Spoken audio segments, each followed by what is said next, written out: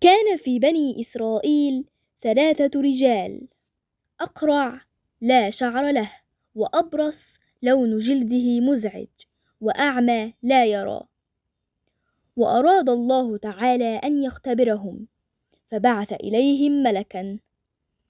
فأتى الملك إلى الرجل الأبرص فقال له: ماذا تحب؟ فقال الرجل الأبرص: أحب أن يصير جلدي طبيعيا ولونه جميل وأشفى من برصي هذا. فمسحه الملك بيديه فشفاه الله تعالى، وجعل لون جلده طبيعيا وجميلا. ثم سأله الملك عن أحب الممتلكات إليه، فقال الرجل الأقرع: الإبل.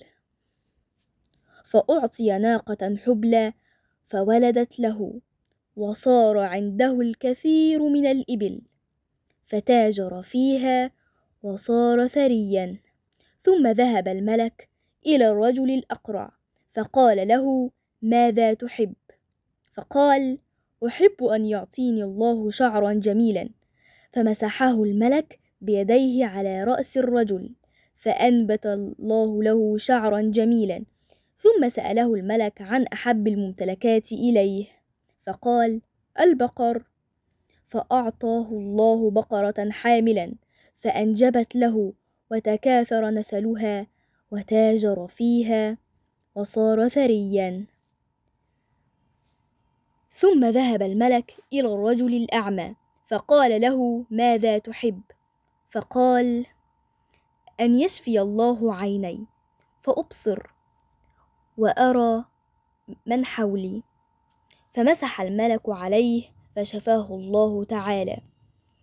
ثم سأله الملك عن أحب الممتلكات إليه، فقال الرجل: الغنم.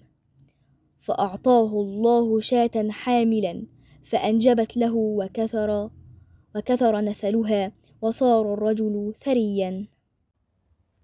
ثم جاء الملك بعد فترة إلى الرجل الأبرص، وتمثل ذلك الملك على هيئة رجل فقير، فقال للأبرص: إني فقير فأعطني جملا أركبه. فقال الرجل: عندي التزامات كثيرة لا يمكنني أن أعطيك. فقال له الملك: ألم تكن فقيرا فأغناك الله، وكنت أبرص فشافاك الله؟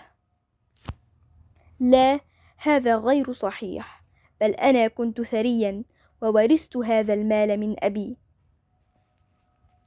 إن كنت كاذبا فسيرك الله كما كنت من قبل. فأخذ الله ماله وإبله وأعاده أبرص كما كان، وكذلك حصل مع الأقرع. ثم ذهب الملك إلى الرجل الأعمى فقال له: أنا رجل فقير، أعطني شاة من هذه الشياه التي أعطاك الله إياها. فقال له الرجل: كنت أعمى فشافاني الله، وكنت فقيرا فأغناني الله، فخذ ما تريد من الغنم فلن أمنعك من أخذ شيء. لا أحتاج لشيء، ولكن الله اختبرك أنت والأبرص والأقرع، فغضب الله على الرجلين السابقين ورضي عنك. من المستفاد من القصة: المسلم يعترف بفضائل الله عليه. ثانيا، عندما نرى محتاجا نتذكر نعم الله علينا فنساعده. المسلم لا يكذب. وبس كده يا ملكاتي، ده كان فيديو النهاردة، ان شاء الله يكون عجبكم. ما تنسوش بقى تعملوا لايك وشير، وكمان تشتركوا في القناة وتفعلوا زر الجرس عشان يوصل لكم كل جديد. اشوفكم ان شاء الله في الفيديو اللي جاي، وان شاء الله تكونوا استفدتوا من الفيديو ده. ويلا سلام.